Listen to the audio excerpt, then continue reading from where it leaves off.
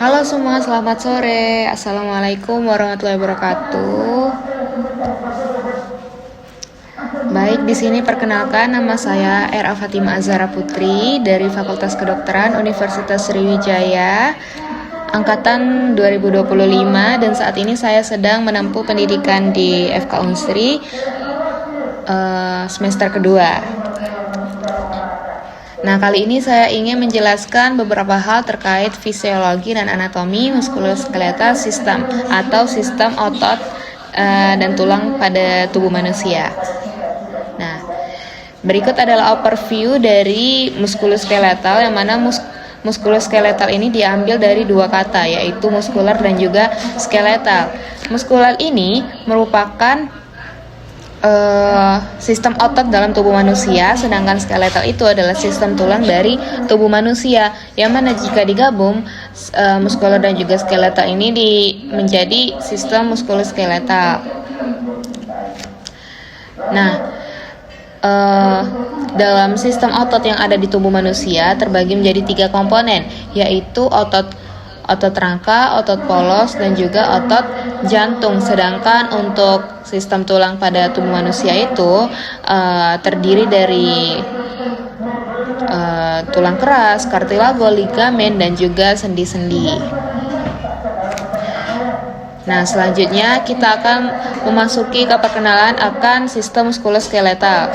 Sistem muskuloskeletal sistem itu adalah sistem yang terdiri dari tulang, otot, sendi, kartilago, tendon, dan juga ligamen, yang mana komponen-komponen ini akan bekerja sama untuk menjaga postur dan juga kestabilitasan tubuh manusia.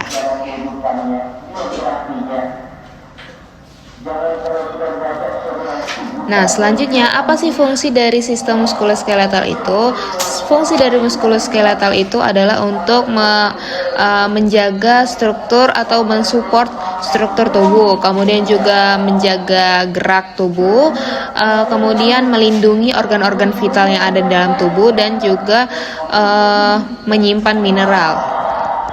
Nah, selanjutnya apa saja komponen-komponennya tadi seperti yang sudah saya jelaskan, yaitu ada muscular system, otot-otot, skeletal system atau tulang-tulang, kemudian juga connective tissue, dan ada juga joint atau sendi.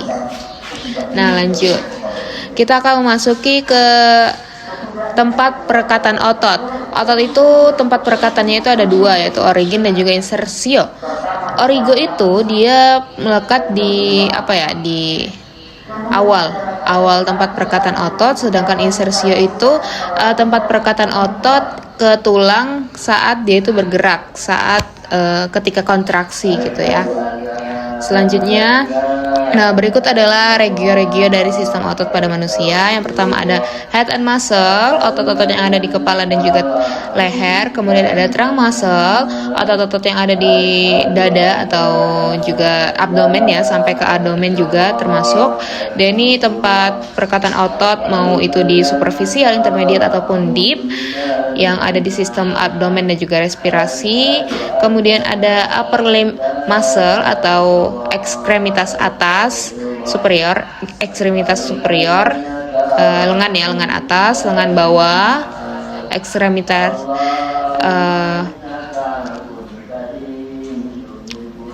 kemudian ada juga pelvis.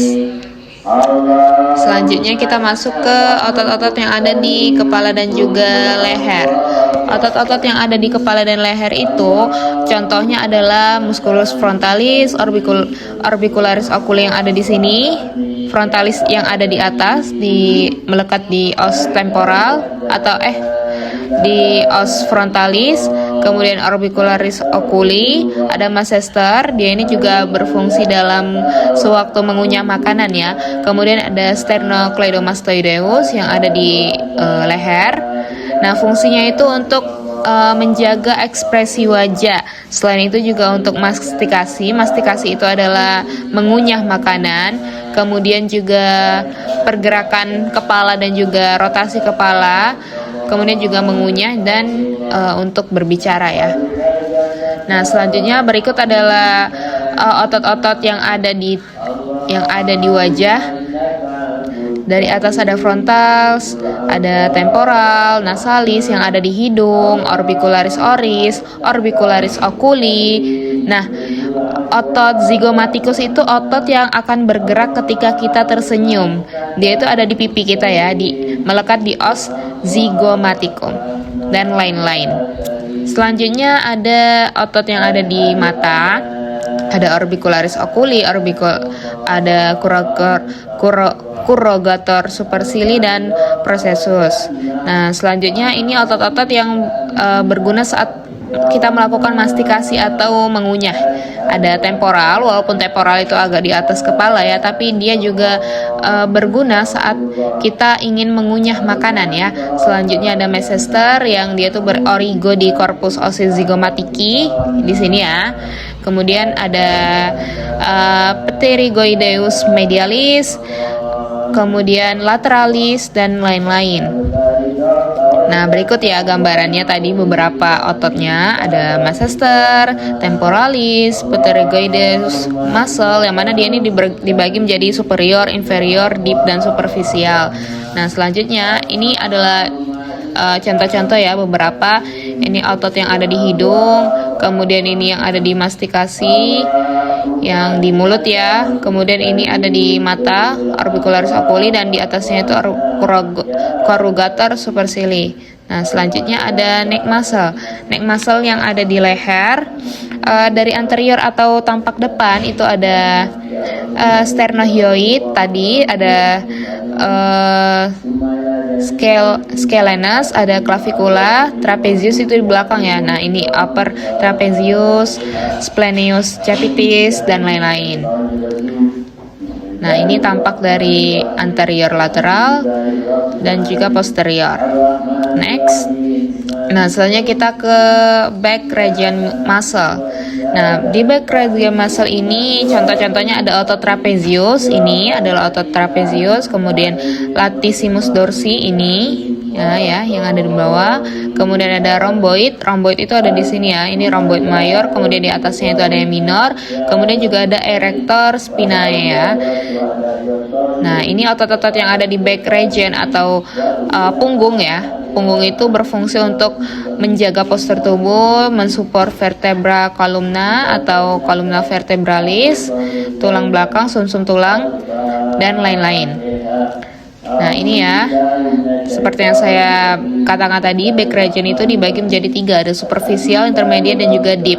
Superficial itu dia terdiri dari trapezius dan latissimus dorsi. Nah, intermediate atau yang di tengah, superficial itu yang paling depan ya, intermediate itu yang di tengah, kemudian deep itu yang ada di dalam. Nah, intermediate itu ada levator scapula, rhomboid mayor, rhomboid minor, dan serratus posterior.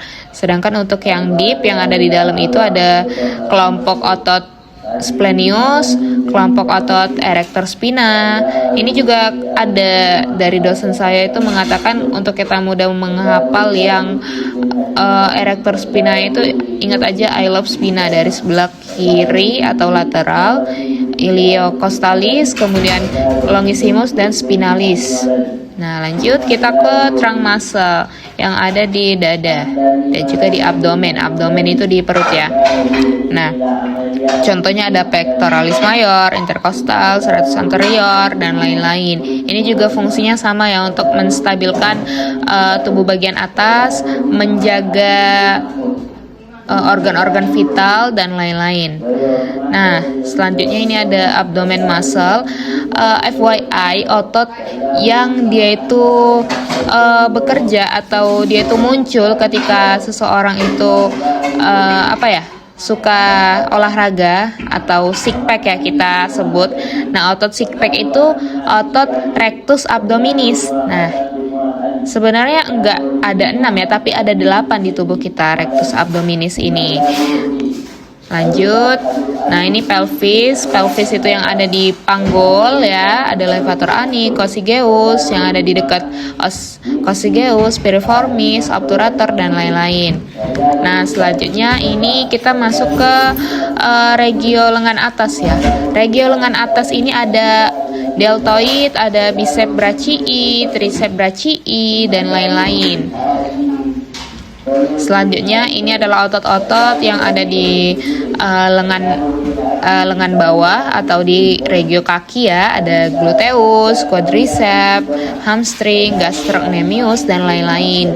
Ini berfungsi ya seperti kita menggunakan kaki ya untuk berjalan, untuk berlari, menjaga stabilitas, keseimbangan, dan mensupport berat badan dan lain-lain. Nah, selanjutnya ini kita masuk ke sendi-sendi yang ada di sistem otot tubuh. Yang pertama ada fibrous joint, kemudian ada cartilago joint dan synovial joint. Nah, yang paling banyak di tubuh kita itu synovial joint. Contohnya itu sendi yang ada di bahu, yang ada di lutut dan ada di panggul ya. Nah, selanjutnya kita masuk ke 3 tipe jaringan otot. 3 tipe jaringan otot itu yang pertama ada otot rangka atau skeletal, kemudian ada cardiac muscle atau otot jantung, dan yang terakhir itu ada otot polos. Nah, yang pertama kita masuk ke karakteristik dari otot rangka. Nah, otot rangka ini dia itu voluntary atau dalam sadar ya bergeraknya. Kemudian dia juga ada kayak garis-garis halus gitu. Garis-garis kan kelihatan ya garisnya. Nah, dia itu menyentuh tulang dan bertanggung jawab untuk akan pergerakan tubuh. Nah, otot rangka ini juga termasuk dari Oke Nisa, otot rangka ini terdiri dari endomysium, perimysium, dan epimysium. Selanjutnya ini ya, tampak dari longitudinal atau dari potong panjang, kemudian ini potongan sirkular ya. Nah, selanjutnya kita masuk ke otot polos. Otot polos ini involuntary. Involuntary itu dalam keadaan tidak sadar. Nah, dia itu mengontrol organ-organ internal atau organ-organ dalam kayak di sistem pencernaan, di sistem respirasi, dan di pembuluh darah. Itu banyak banget otot polos. Dia itu tanpa sadar. Dia itu nggak ada juga kayak garis-garis yang ada di otot rangka tadi dan lain-lain ya. Nah, ini adalah view-nya. Penampakan potongan sirkular dari otot polos. Ini longitudinalnya, dia itu kayak enggak serapi susunan otot rangka tadi ya teman-teman. Oke, next. Nah, selanjutnya kita masuk ke otot jantung. Otot jantung ini spesial karena cuman ada di jantung ya, especially atau terutama di miokardium. Cardiac muscle ini dia juga tidak sadar, dalam keadaan tidak sadar, karena dia akan bergerak terus gitu ya teman-teman. Kemudian nah bedanya sama otot polos tadi, walaupun dia dalam keadaan tidak sadar, tapi dia tuh ada garis-garis yang ada di pembagian itu. Kemudian sel-sel yang ada di cardiac muscle ini di otot jantung itu disambungkan oleh intercalated discus intercalaris ya. Nah, berikut adalah gambarannya ya. Ini dari sirkular dan ini dari longitudinal. Nah, dia ada kayak garis-garis gitu ya. Oke, next. Nah, selanjutnya ada sarkomer. Sarkomer itu suatu struktur yang penting dalam lapisan otot. Dia itu terdiri dari aktin dan juga miosin. Nah, selanjutnya kita masuk ke fisiologi otot. Nah, otot itu fisiologi otot itu apa sih? Bagaimana cara kita untuk mengetahui fungsi otot, bagaimana otot itu diproduksi, bagaimana otot itu bekerja menggunakan energi. Intinya fisiologi itu bagaimana fungsi suatu sistem. Di sini kita akan membahas fisiologi tentang otot. Nah, dalam jaringan otot itu ada apa aja sih yang pentingnya? Properti fisiologi apa aja yang penting dalam jaringan otot? Yang pertama ada excitability atau kemampuan otot untuk merespon stimulus. Ya, biasanya di motor neuron. Kemudian ada contractility atau kemampuan otot, serat otot itu untuk memanjang dan juga memendek atau menggenerasi lagi. Kemudian ada extensibility atau kemampuan otot untuk meregang tanpa adanya suatu sakit ya. Next. Nah, tadi seperti yang sudah dijelaskan, dan terakhir itu ada elasticity. Bagaimana kemampuan otot itu bisa kembali ke tempat, ke bentuk dia semula. Oke, next. Nah, selanjutnya bagaimana sih mekanisme otot itu untuk berkontraksi? Otot itu berkontraksi dengan mekanisme sliding filament. Nah, bagaimana step-stepnya? Yang pertama ada saraf. Impuls saraf itu akan merangsang atau akan sampai di neuromuscular junction. Neuromuscular junction itu adalah suatu pembatas antara untuk antara otot dan juga sistem saraf. Nah, kemudian terlepaslah ACH atau acetylcholine. Kemudian sel otot ini becomes depolarisasi atau terdapat depolarisasi dari sel otot. Kemudian terlepaslah kalsium ion dari sarkoplasma retikulum. Kemudian aktin dan miosin itu bersambungan satu sama lain. Kemudian selanjutnya setelah mereka bersambungan, serat otot itu memendek dan mengkontraksi lagi. Dan terakhir ATP itu diperlukan untuk relaksi otot. Nah, next. Nah, ini kita akan membahas neuromuscular junction itu ya suatu ambang pembatas ya, atau yang menghubungkan motor neuron dan juga serat otot. Untuk apa? Untuk merangsang ACH atau neurotransmitter acetylcholine untuk trigger suatu kontraksi dalam otot. Nah, selanjutnya, dari mana aja sih sumber-sumber energi otot itu? Yang pertama ada kreatin fosfat. Kreatin fosfat ini dia untuk suatu keadaan yang dia tuh cepat. Tiba-tiba kita tuh membutuhkan suatu energi. Jadi dalam detik ke-1 sampai detik ke-10 kreatin fosfat ini dikeluarkan. Nah, kemudian setelah kita itu mengeluarkan energi dan masih kurang dalam 10 detik, keluarlah energi dari glikolisis yang dia itu memproduksi ATP tanpa oksigen. Nah, itu biasanya keluarnya sumber energi dari glikolisis itu dari detik ke-10 sampai ke 3 menit ya, atau 2 menit. Nah, selanjutnya kalau misalnya masih membutuhkan suatu energi, misalnya untuk para atlet yang melakukan olahraga dalam waktu yang lama, akhirnya dia itu mengeluarkan energi yang bersumber dari oxidative phosphorylation, yang dia itu memproduksi ATP dalam jumlah banyak dan menggunakan oksigen. Nah, selanjutnya bagaimana biomekanisme dari biomekanik pergerakan otot. Otot itu berkontraksi dulu, kemudian tendonnya itu terangkat sehingga menggerakkan otot. Akhirnya sendi juga ikut bergerak. Nah, selanjutnya seiring perkembangannya zaman, teknologi itu memberi dampak dalam fungsi otot. Karena apa? Karena banyak dampak-dampak dari maraknya teknologi yang sekarang ini membuat manusia itu terganggu sistem otot yang ada di tubuhnya. Nah, apa aja sih? Yang pertama itu prolong atau sitting. Sitting ini adalah duduk dalam waktu yang lama. Yang mana ini tuh bisa menyebabkan masalah pada otot-otot. Dia itu juga bisa melemahkan otot dan juga merubah postur tubuh manusia.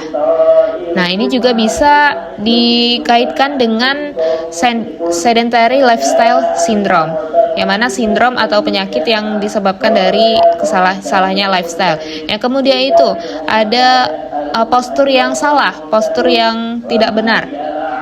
Nah, apa aja sih penyebabnya? Biasanya nih kita main HP dalam waktu yang panjang, kemudian menggunakan menatap layar dengan duduk yang tidak benar, yang mana itu juga bisa menyebabkan otot-otot yang ada di leher, yang ada di bahu dan juga di punggung kita itu bermasalah. Nah, kemudian apalagi hal-hal yang bisa menyebabkan kekuatan otot itu bisa menurun. Nah, misalnya apa? Misalnya ya seharian berbaring tanpa menggerakkan otot, yang mana kan bisa tidak merangsang kontraksi otot sehingga otot itu menjadi malas dan berkurang kekuatannya. Nah, selanjutnya juga ada repetitive strain injuries atau nyeri atau sakit yang akan datang karena kegiatan berulang, misalnya mengetik. Orang kantoran yang ngetik tiap hari atau duduk dalam waktu yang lama, duduk statis tanpa bergerak. Kemudian misalnya main game ini jarinya selalu digunakan dan hanya jari tersebut, sehingga menyebabkan otot pada jari tersebut itu mengalami nyeri sehingga bisa menyebabkan suatu sindrom nantinya. Nah, selanjutnya setelah itu ada juga teknologi development atau perkembangan teknologi yang bisa berdampak pada otot. Nah, yang pertama itu ada dibagi menjadi teknologi untuk mengontrol dan teknologi yang untuk kekuatan otot. Nah, yang pertama adalah maintaining atau memantau otot, itu ada elektromyografi, yang mana dia ini teknik untuk melihat massa otot. Kemudian ada juga dinamometer dan ada motion capture teknologi, yang mana kita tuh bisa dengan hanya digambar kita bisa mengetahui bagaimana keadaan yang otot yang ada di dalam tubuh kita.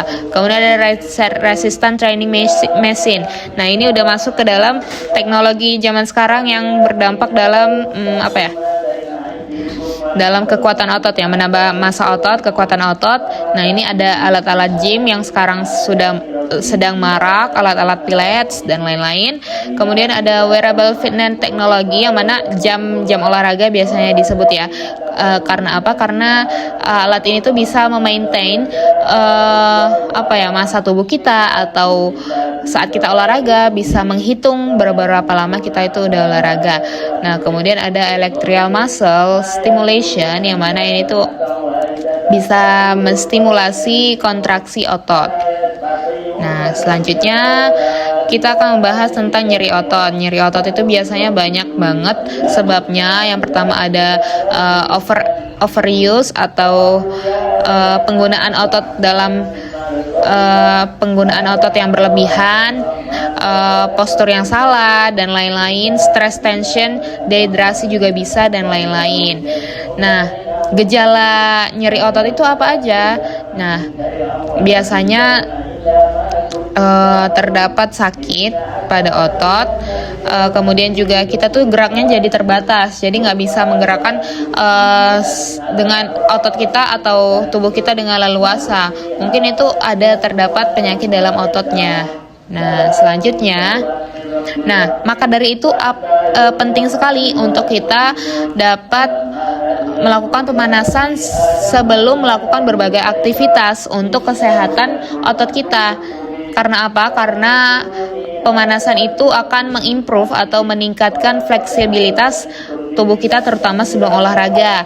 Kemudian dia juga menghindari kesakitan atau cedera dan lain-lain. Dia juga bisa meningkatkan sirkulasi darah dan lain-lain. Nah, kemudian berikut adalah contoh-contoh dari aktivitas teknik dalam pemanasan ya.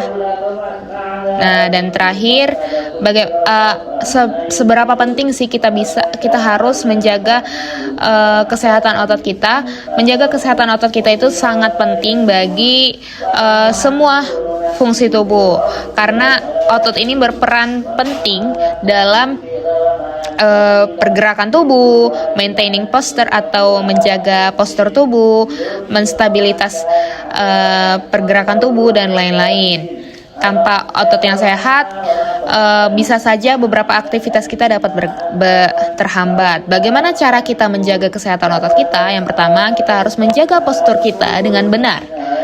Kemudian juga dengan nutrisi yang baik, jangan sampai kita kekurangan nutrisi, apalagi karbohidrat dan protein dan lain-lain ya.